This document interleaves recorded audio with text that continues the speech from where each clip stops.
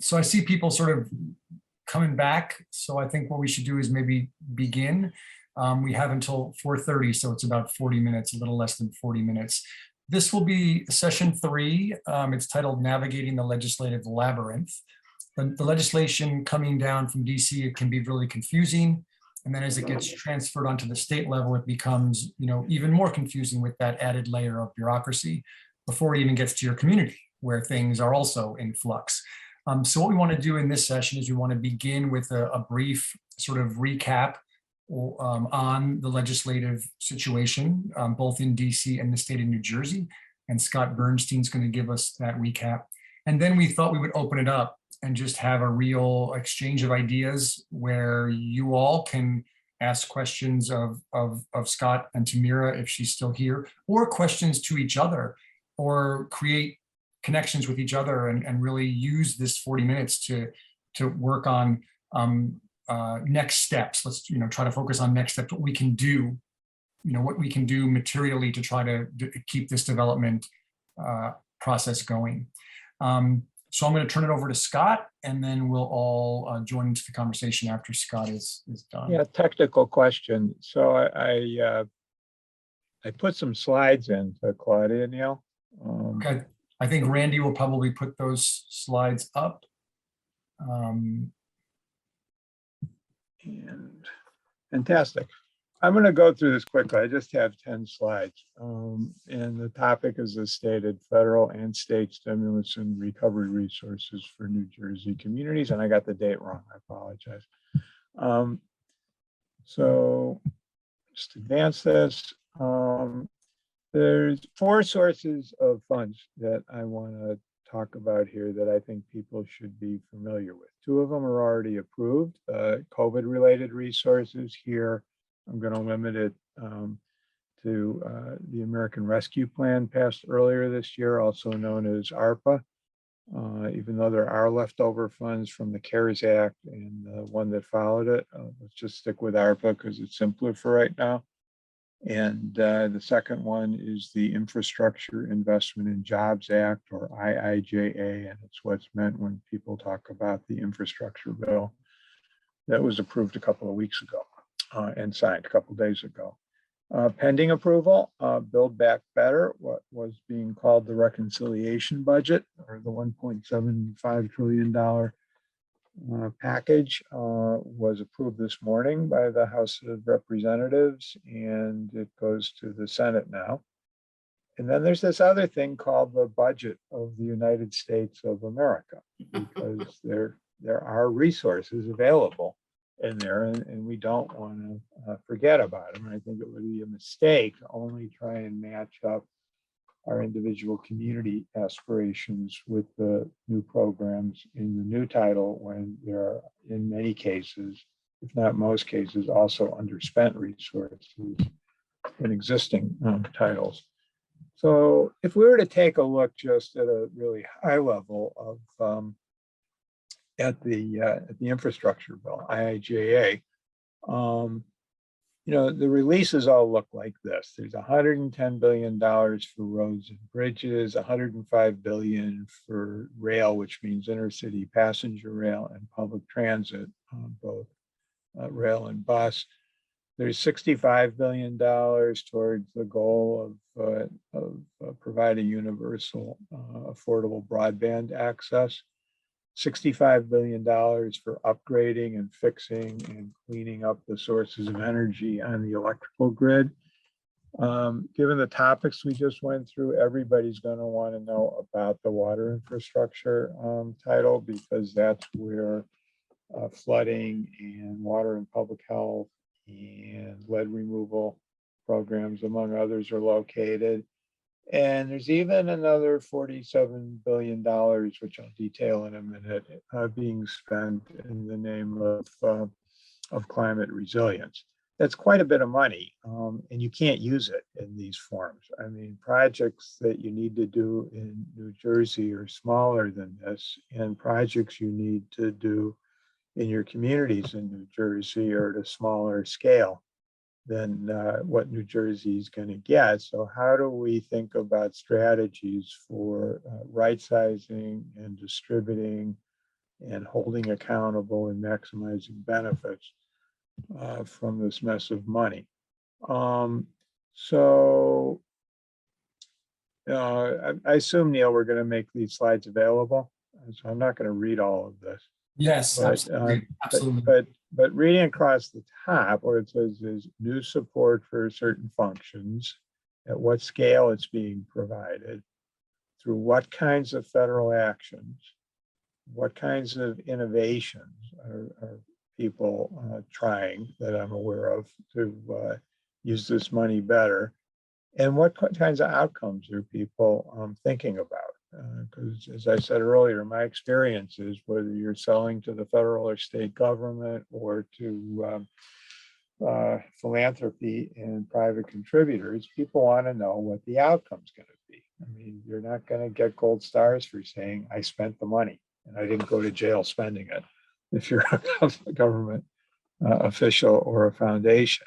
Rather, they're going to want to know where did that money get spent and who benefited.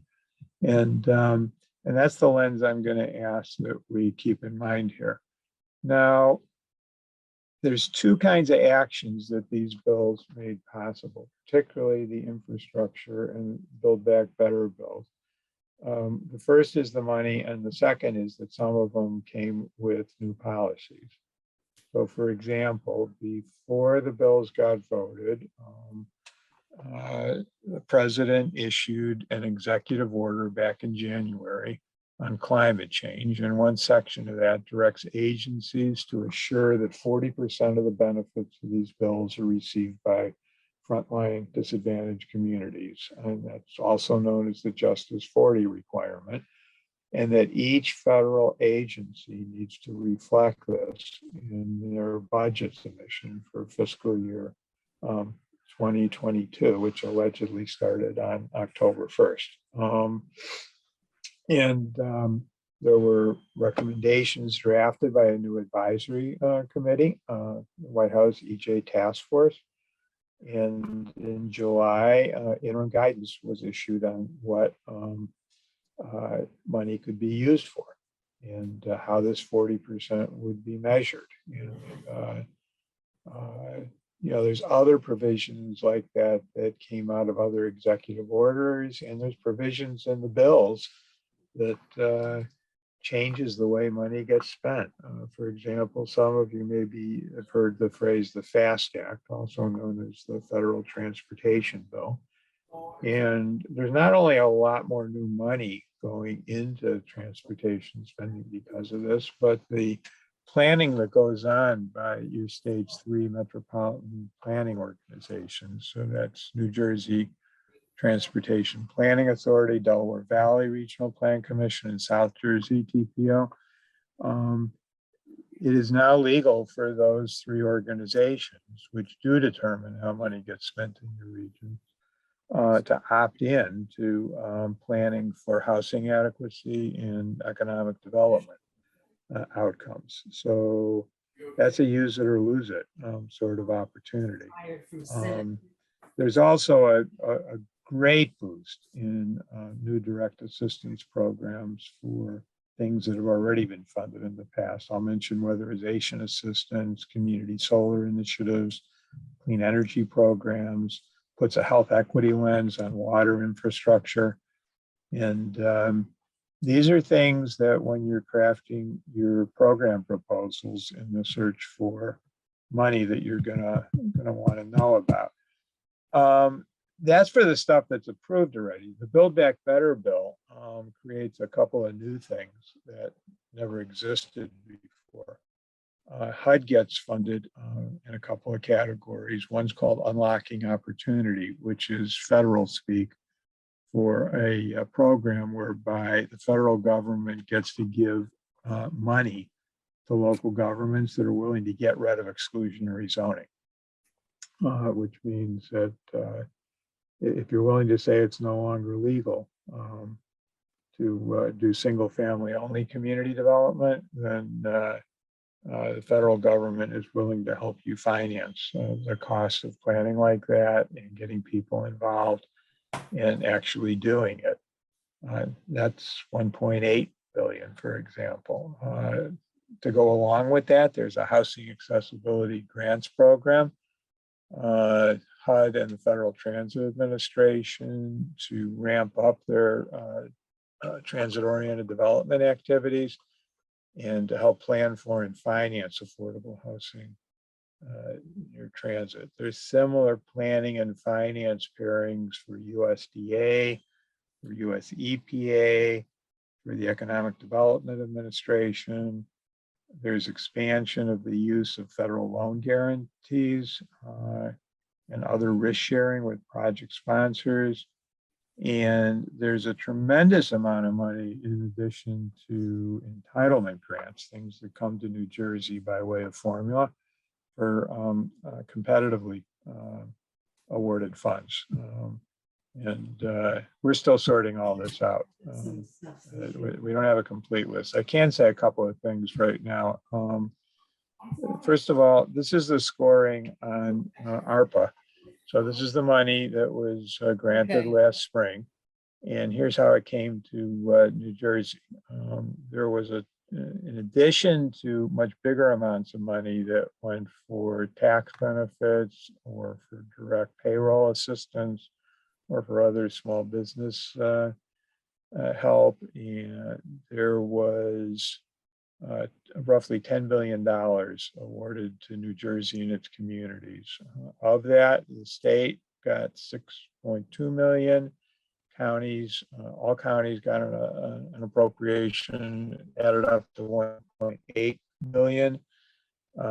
Cities of 50,000 people or more, another 1.2 billion. And there was another little over $500 million for smaller communities as well. As of September, the last time they reported to the federal government, less than half that money has actually been obligated, meaning that there's a program to which it's been committed. And this is use it or lose it money. So I would suggest getting familiar with resources now that Neil and company have put up that Airtable resource. You'll be able to keep an eye there for new resources that are coming out. I'm going to provide this slideshow, and early next week, I'll provide a memo that gives you direction on how to find the tables with these numbers in them. These monies can be used for broad purposes in the categories of public health, eviction prevention, business recovery, workforce development, infrastructure. It also allows investment in really broad environmental improvement, not only water and sewer infrastructure, but the social determinants of health is an eligible expenditure category. And the state plans on the use of the money are filed with the Treasury. And doing casual looking, I find that most counties and cities in New Jersey have posted their plans for this money too. Let's go to the infrastructure bill. And,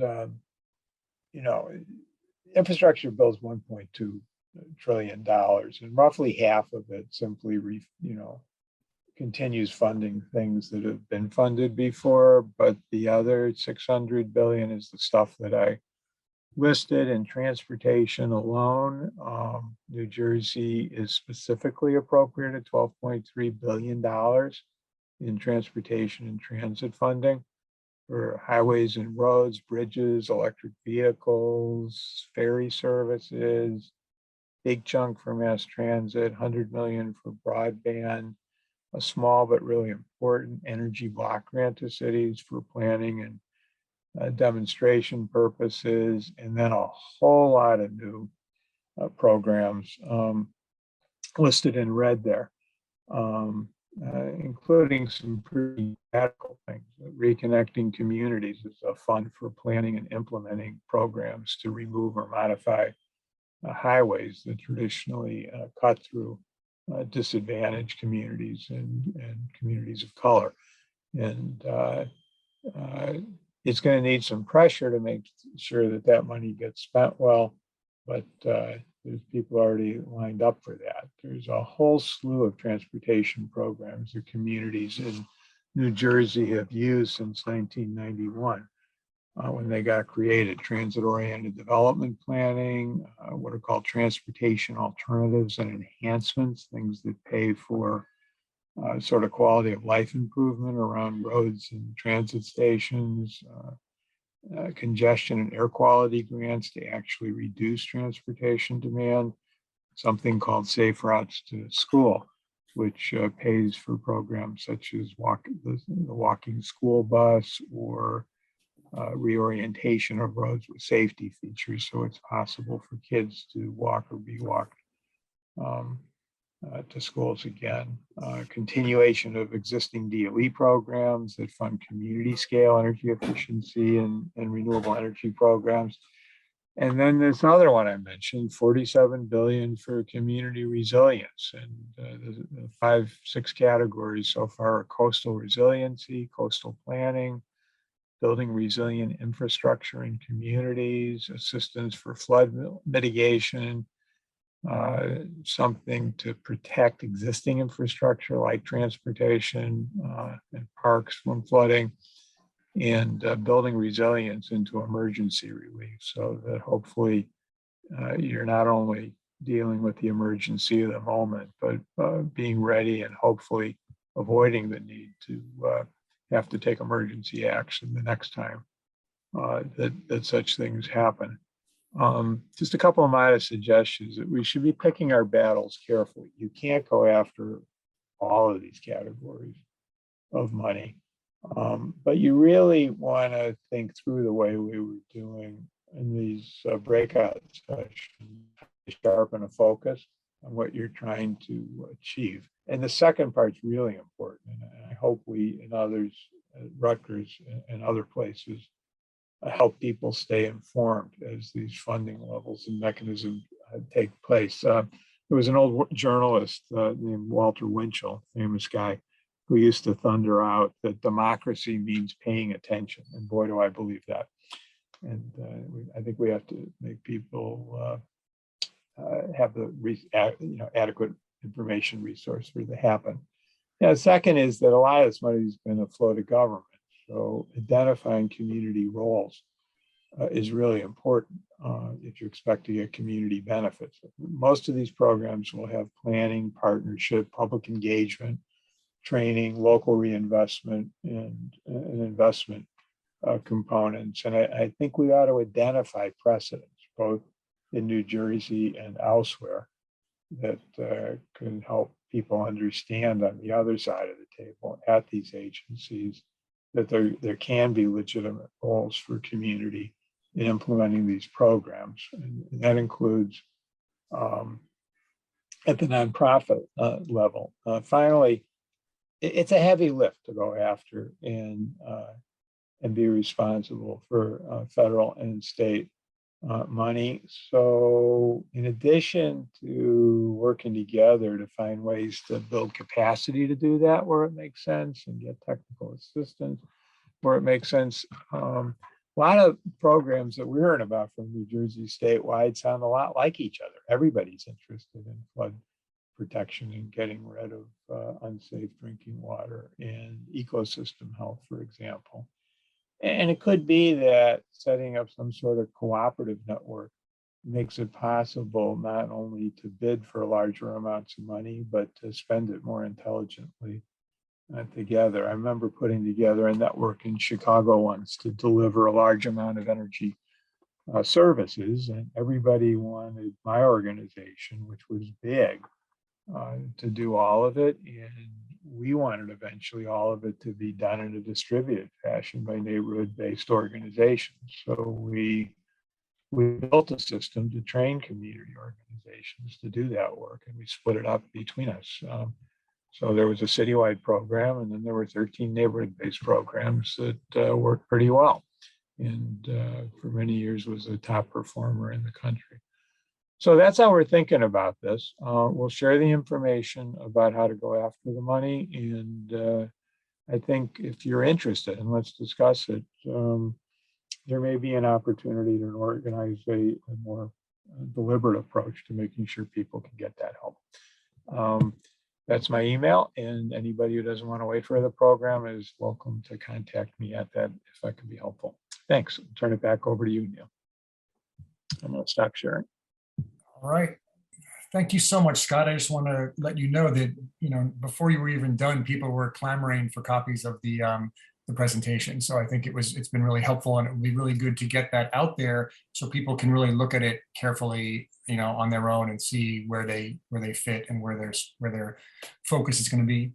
Yeah, it'll be it'll be labeled version 1.0. It'll be good for about another 10 minutes. I mean, that's the other problem here. When I joked in one of those slides about they're still counting, it's true. Well, then we're going to have to get you back to give us an update soon, right? Because we're going to continue this whole process with everybody. So yeah, well, let's figure out how to do that. All right, yeah. Good. Go ahead. So we have a little bit less than 15 minutes before we wrap up. And what we want to do now is just open it up to you all. You take the lead and tell us what you want to talk about. I mean, I've heard a lot of people talk about next steps and what you all want next. That's one area. But if you have other questions you want to ask Scott about the legislative state right now, then let us know. What do you feel like talking about?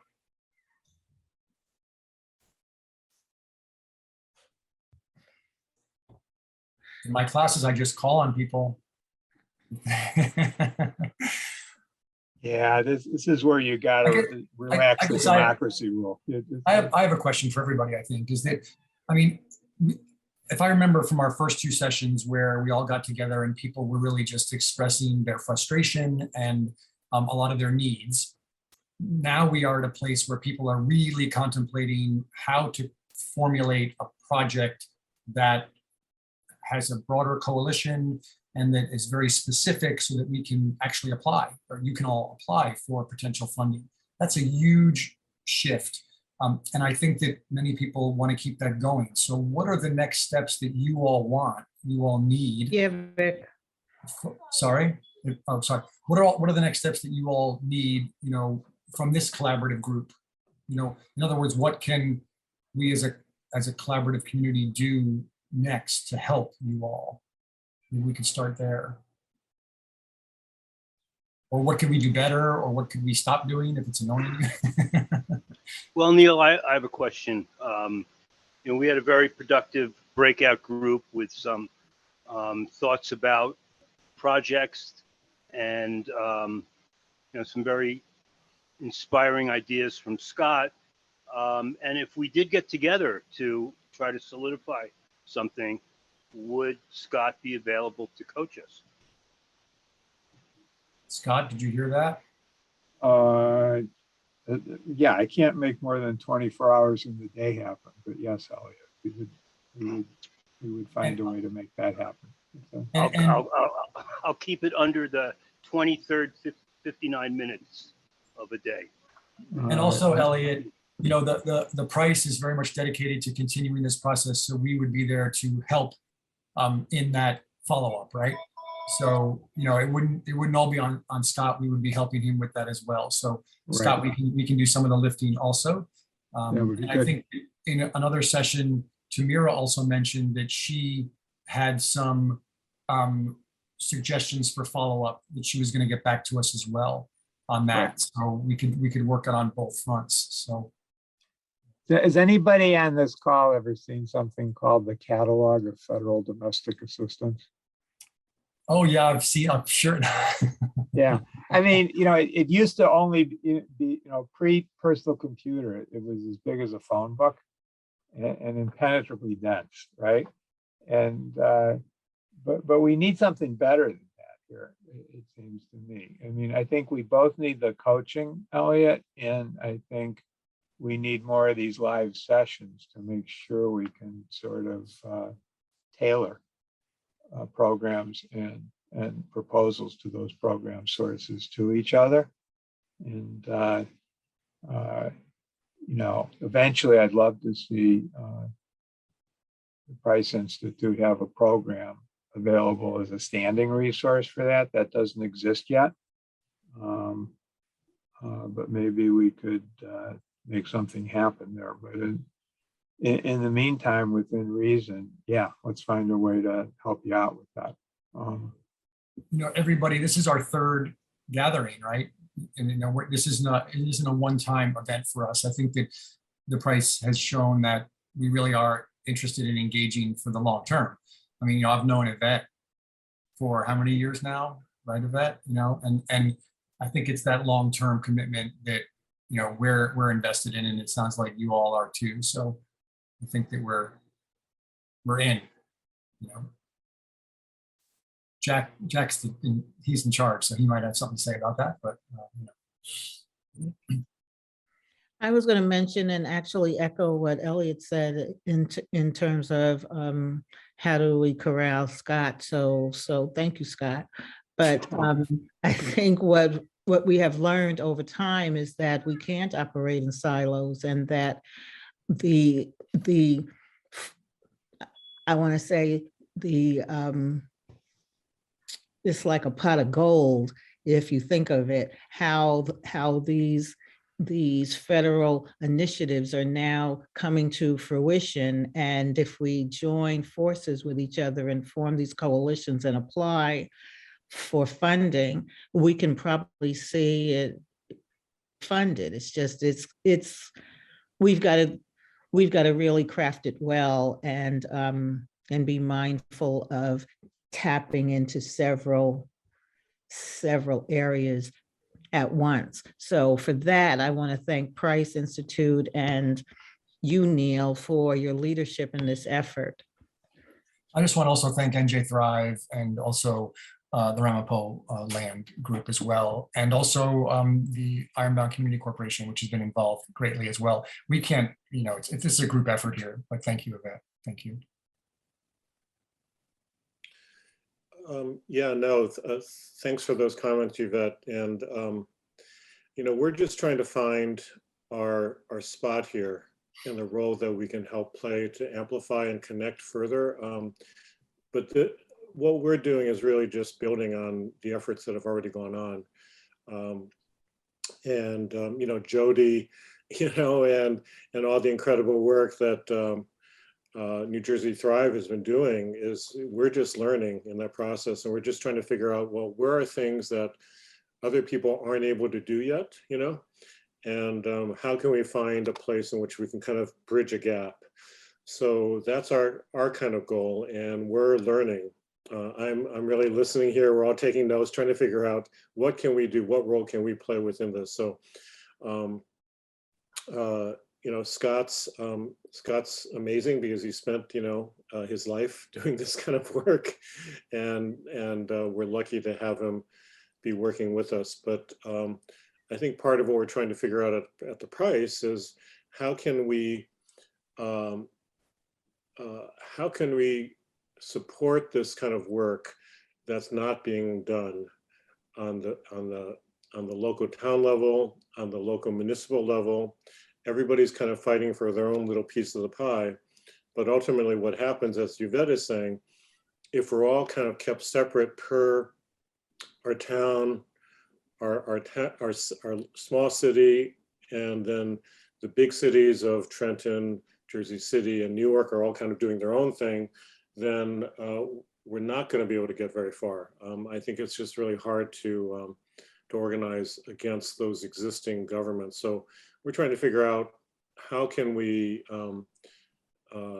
maybe get some support to actually do this kind of thing more. So part of what we're trying to learn here is this useful? So you need to tell us if it's useful or not, and then how can we do it better? And can we then start tapping more people to help facilitate and help work with you on your proposals? But also there's a question that we learned from the second gathering in Southern Jersey, in which this whole question of accountability, is the big one, right? So yeah, there's this money coming down the pike now, and how are we going to make sure that it's actually, if it goes to your town or if it goes to your city, how is it really ultimately going to get to you? So I think a lot of the comments that I was listening to about the frustration, about the hurricane and how promises have been given, and now it's 9 years. Unless we learn those lessons, we don't know how to make things accountable, right? So we have to figure out mechanisms to do that. So I just want to say that we're just trying to learn and figure out where the gaps are and how can we help play a role in bridging some of those gaps. Jack, if I can piggyback on you, I heard a couple of interesting things in the 2 breakout sessions that were kind of consistent, that suggested some both partnerships, but also some divisions of labor. All the projects that people were talking about would benefit from focused professional research assistance from the universities. Federal and state money brings performance and evaluation obligations with it. And that's one way of addressing those. They all would benefit from identifying roles that community-based organizations can play even within a federal funding framework. It may look like a hardware project, building a transit line, but you can't even turn a shovel's worth of that shovel-worthy project until you have something that passes muster on legally binding public engagement. And this is something that around the country, increasingly communities are learning to become active partners in, is making sure that they don't wait for an inadequate engagement process, that they can step up and offer to help design, and in some cases even operate or co-operate that engagement process so you don't waste your time on that. And communities can get compensated for those kinds of things. Sometimes it's called education, which doesn't really say much of anything, but public engagement and participation are legally binding requirements, and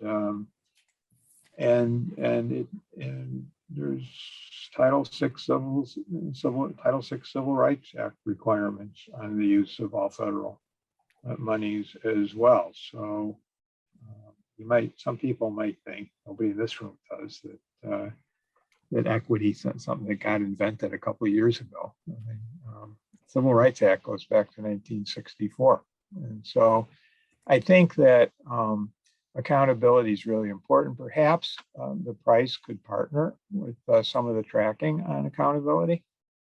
It's not, you wouldn't expect the university to play an activist role holding any agency's feet to the fire, but the university might be able, along with people on this call and others, contribute to some sort of communications mechanism to track how things are going.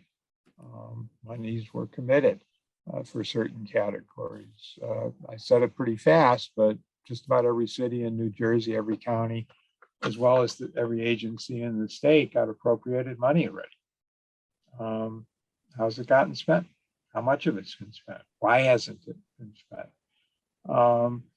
And run case studies of the places where it has gotten spent better and faster and more accountably. At the same time, the community organizing tradition came out of places that used to have phrases like demand disclosure, or more mildly, they would say, make your community legible. And I think that getting a little insight into what's going on here goes a long way towards giving you all leverage to get something done. Also, people like Kevin's work on supply chains, boy, there's a sleeper of an issue that labeled something that nobody knew what it meant a year ago. It's on page 1 every day because it broke. It's not working. It's this wonderful box that people have created that covers all sorts of poor performance. And it'll be part of an even bigger issue on where the stuff that we buy or make comes from in the future. And there's going to be choices facing the region. Do we just keep playing a role as the big import center of the Northeast, working with the Port of New York and New Jersey, or is there something else we could be doing? It used to be a much larger manufacturing sector here. People still want to make things. that one's barely in the list that I put out there, but there is money there for studying supply chains, for studying how to fix them, how to make them better, how to support manufacturing startups. Kevin has some excellent ideas on another proposal we talked through together about workforce development opportunities in the regions that can be enhanced. Every project that I heard, because so much of this is about tangible infrastructure, is going to increase employment. It's just absolutely a case. And, you know, I don't know the regional numbers. I know that on average, the poverty rate in Newark is 27%, and it's higher in some of the communities we care about the most. That's not going to change unless we do things that reduce the cost of living and increase income. And there's a tremendous opportunity there. So I would say that the university can help make it possible to know that certain things are possible. The people aren't going to necessarily have the time to figure out on themselves, or they may know it's possible, but they don't know that there's some place they can come to at the university and ask the question, can we work through some sort of systemic response here, not just try and get money for a project. And, all those represent, I think, a strategy. And it'd be terrific if there was a way to put something together. But I don't want to put, no pressure, Jack, but it would be terrific if we could put something together. Scott, thank you so much. And I would just want to, I'll pass it over to Jack at the end, but I just want to thank all of you for taking time out of your Friday to join us, number one. I also want to thank some people at the Price, Alex Chang, Colleen O'Neill, Jack and Scott, Crystal Robinson, and especially Claudia Sepulveda and Jody for pulling this off. I mean, we couldn't do it without your work. Thank you so much. And finally, it's going to be a great Thanksgiving. Hopefully we're all safe. We're reuniting with our families. We're going to have a couple of good days together with our families and then come back and refocus on this collaborative community that we've created as well. So thank you so much, Jack. I'll give you the last word and then we'll all go off and enjoy our weekend, okay? Yeah, I just want to echo the thanks to all the people behind the scenes who do all the work, right? So thank you. I won't repeat all the names again. I just wanted to kind of mention a few key words that I've been hearing throughout the day. One, well, first of all, Yvette, I love your statement about we're not crabs in a barrel, right? You're absolutely right. That's perfect. And it kind of relates to everything else that people are saying, is that we're breaking out of silos. We're learning by doing, where we've got to cut through the bureaucracy. We've got to be open to building relationships and be ready when opportunities may emerge. And who knows what's going to happen, right? That's what Tobias was kind of helping us understand. Recognizing matches when they might occur. And also, that you know, we can't wait for the local representatives to somehow make things happen. They may not be keeping track, and when that conference happened that Kevin was talking about, they may have been at the gambling tables and not paying attention, right? So we don't know what they're doing. So ultimately, it's the people who are most affected that have to keep everybody accountable, right? And that raises the question of who are the experts. And it's not like any one of us are the experts who know everything about everything, but we all know something, and community people especially have to be part of that, or else nothing really good is going to happen. Nobody's going to be accountable, but also the real knowledge that's necessary to make those local changes happen, it's not going to be there, right? I just wanted to say that ultimately, we really need your evaluation of how this went, and we want to learn how to do it better so that we can then, next time we do it, improve, and also figure out how to get more people involved.